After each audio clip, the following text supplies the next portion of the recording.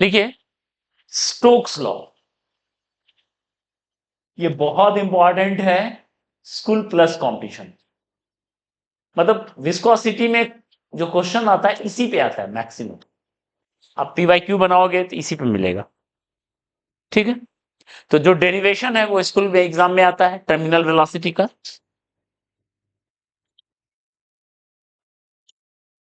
और जो न्यूमेरिकल है वो आता है पीवाईक्यू। आप इसको अच्छे से समझो। स्टोक्स लॉ क्या बताता है? It tells about viscous force on spherical body। कोई स्फेरिकल बॉडी है,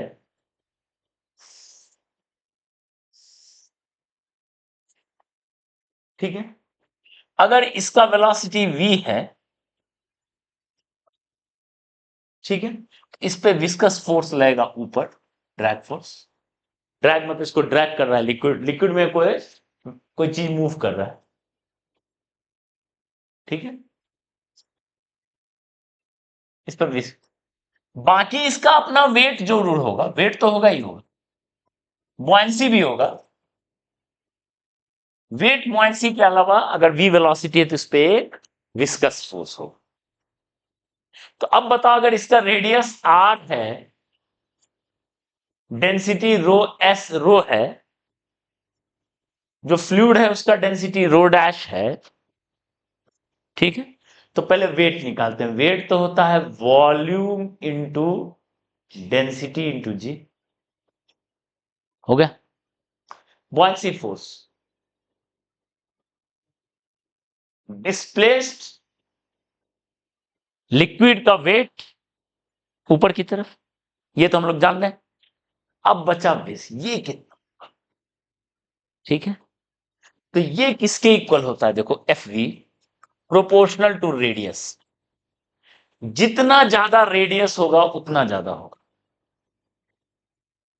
प्रोपोर्शनल टू वेलोसिटी, जितना स्पीड होगा उतना होगा, ठीक है। प्रोपोर्शनल टू ईटा, जितना ज्यादा लिक्विड का विस्कोसिटी होगा उतना ज्यादा विस्कस फोर्स होगा। ड्रैग फोर्स, लिक्विड, एक लिक्विड में ये मूव कर रहा है, इसके सरफेस से टच लिक्विड जो है कांटेक्ट में है, तो उसको आगे जाने से रोकेगा, तो वो फोर्स। अब तक हम लोग क्या देखते थे? नॉन विस्कस फ्लूइड था, तो नॉन विस्कस फ्लूइड हमेशा परपेंडिकुलर फोर्स लगाता है, ड्रैग फोर्स नहीं लगाता है।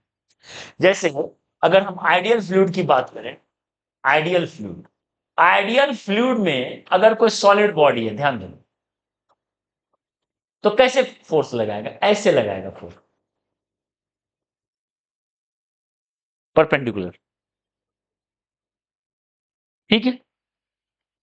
लेकिन नॉन आइडियल फ्लूइड है, मतलब विस्कस फ्लूइड है, तो कैसे लगाएगा फोर्स? ये तो लगेगा ही लगेगा जो प्रेशर वाला फोर्स है,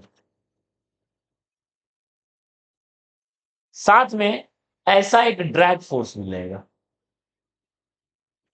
ऐसा एक ड्रैग फोर्स मिलेगा। मूव कर रहा है अगर, ये अगर मूव कर रहा है तो ऐसा ड्रैग करेगा, उसको जाने से रोके, ठीक है। तो डिपेंड, तो ये विस्कस फ्लूइड तो लगा ड्रैग फोर्स, तो ड्रैग फोर्स ये कहानी है। तो ये तीनों एक्सप्रेशन को मिला दें तो एफ वी का वैल्यू हो जाता है 6 पाई ईटा आर। 6 पाई एक कांस्टेंट है, डायमेंशनलेस कांस्टेंट।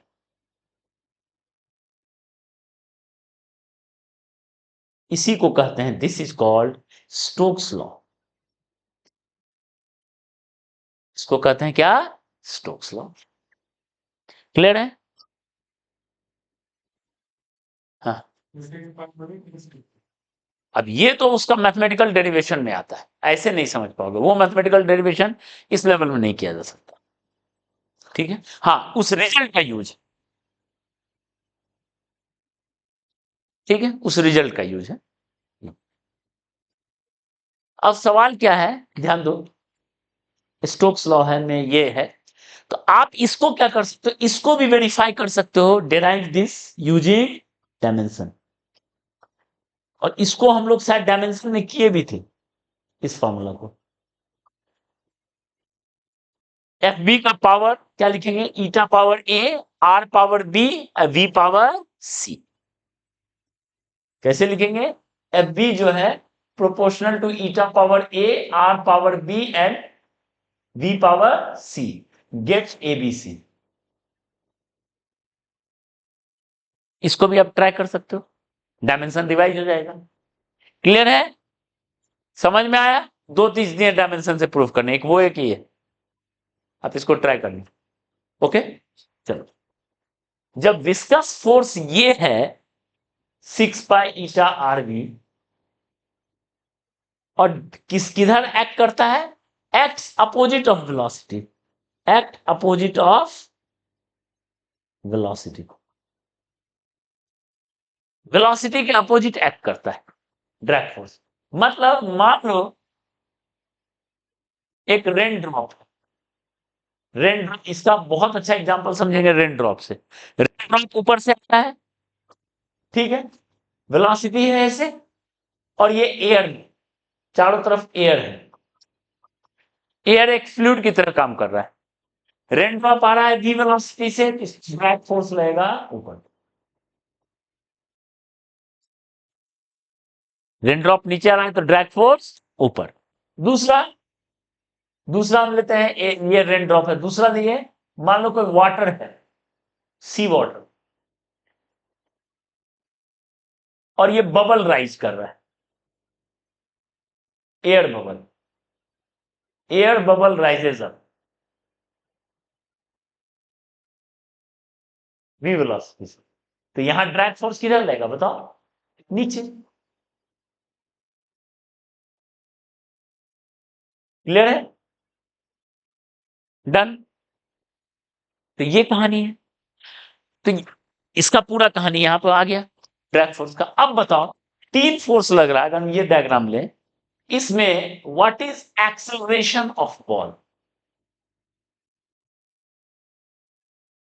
क्या होगा, वेट नीचे, बुआंसी ऊपर, और विस्कस फोर्स ऊपर बाय मास, लिखेंगे नेट फोर्स बाय मास, लिखेंगे, सबका वैल्यू उठाकर डाल दीजिए।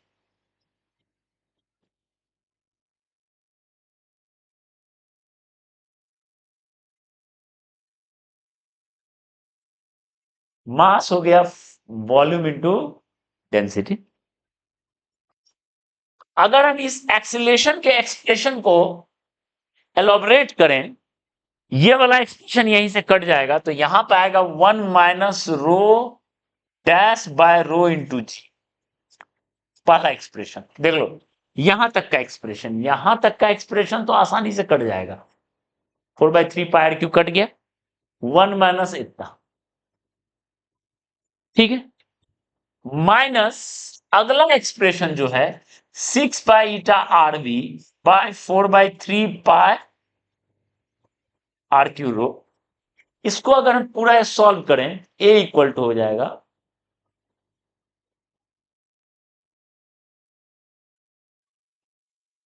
माइनस पाई पाई कैंसिल, 2 और ये 3 ऊपर गया 9/2 ईटा आर वी, और आर से गया तो आर स्क्वायर नीचे चला गया, आर स्क्वायर रो हो गया। देख लो, आर और आर क्यू में क्या बचा, आर स्क्वायर रो। इसको अगर और अच्छे से लिखे तो ए इक्वल टू हुआ 1 माइनस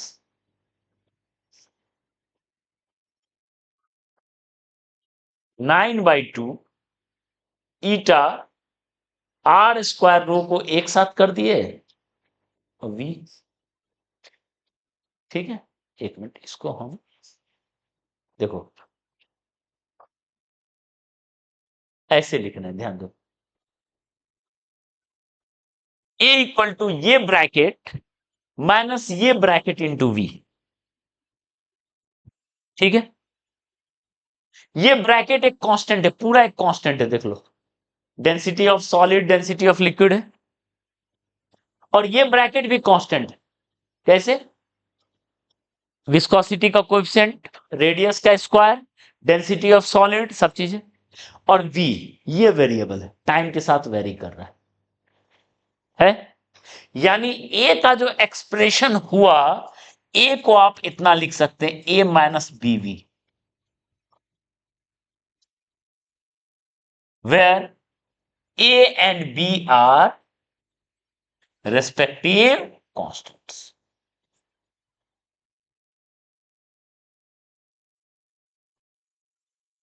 क्लियर है? एक्सीलरेशन ये है कहानी, a minus bv।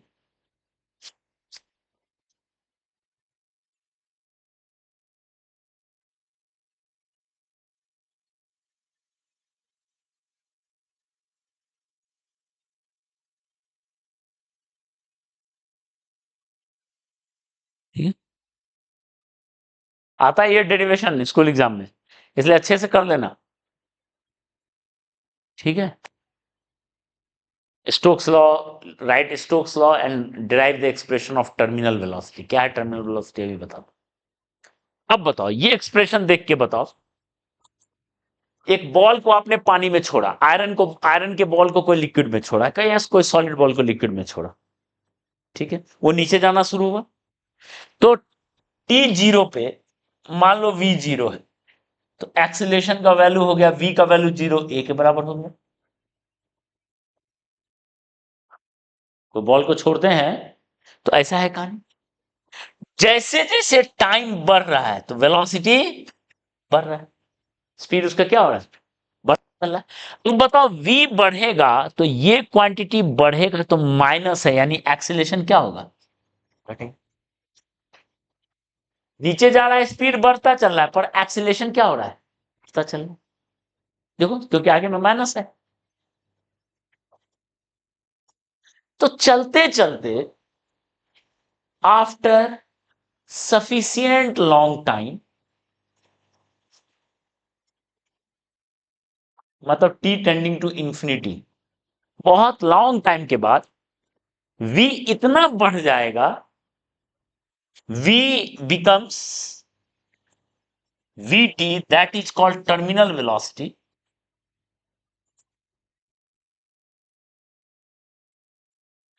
a constant velocity such that for which acceleration is zero। देखो हम क्या बताना चाह रहे हैं, v बढ़ते बढ़ते इतना हो जाएगा कि ये एक्सीलरेशन क्या हो जाए, जीरो। वो, और उसके बाद after this ball keeps on moving at constant speed,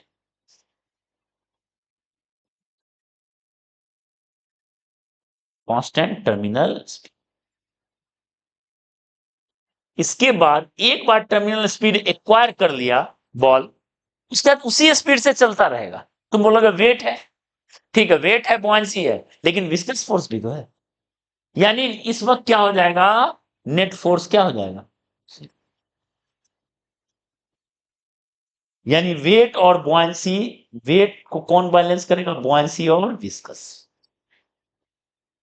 पहले वेट और बुआंसी, बुआंसी कम था, वेट ज्यादा, विस्कस बढ़ता चल रहा है, बढ़ते बढ़ते एक मोमेंट आया जब दोनों सब क्या हो जाए, बैलेंस।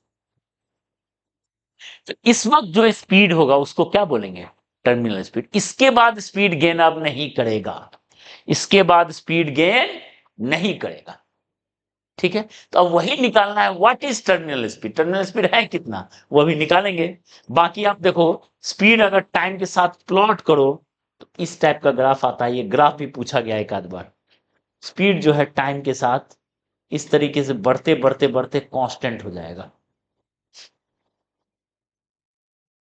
इसको बोलेंगे टर्मिनल स्पीड।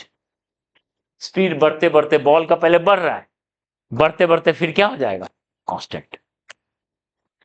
ठीक है, एक्सीलेशन घटते घटते जीरो हो रहा है, एक्सीलेशन घटते घटते जीरो हो रहा है, और स्पीड बढ़ते बढ़ते कांस्टेंट।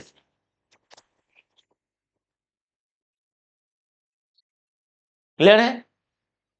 चाहो तो एक्सीलेशन का भी ग्राफ हम यहां ड्रॉ कर लेते हैं। ये वाला एक्सेलेरेशन का भी ग्राफ, एक्सेलेरेशन टाइम के साथ, फिर इसके बाद विस्कस वो टर्मिनल स्पीड का एक्सप्रेशन लिखने जा रहे हैं, ध्यान दो। एक्सेलेरेशन टाइम के साथ ऐसा 0 हो जाएगा। पहले ए वैल्यू था, देखो शुरू में एक्सेलेरेशन कितना था ए, उससे घटते घटते 0 हो गया।